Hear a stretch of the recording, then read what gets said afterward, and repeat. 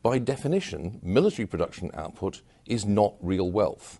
Wars destroy wealth rather than creating it.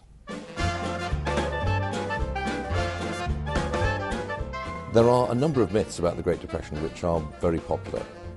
The first is that Herbert Hoover was a do-nothing, laissez-faire president who simply allowed unemployment to rise and was responsible for a total economic collapse. In fact, this is the opposite of the truth. Hoover was an extremely interventionist president, and one of the main reasons why the Great Depression became so severe was because of the active and interventionist policy he followed. In particular, his refusal to allow asset values and wages to find a natural clearing level. The second myth is that the New Deal saved American capitalism and brought the Great Depression to an end. The historians generally do not believe this anymore. The fact is that in most parts of the world, the Great Depression began to end much, much earlier and much more quickly than it did in the United States.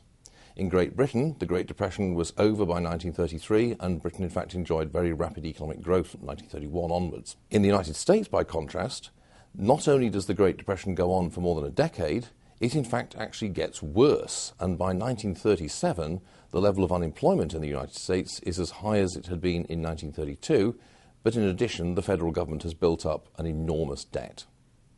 The third common myth is that what eventually ended the Depression and saved the economy was World War II.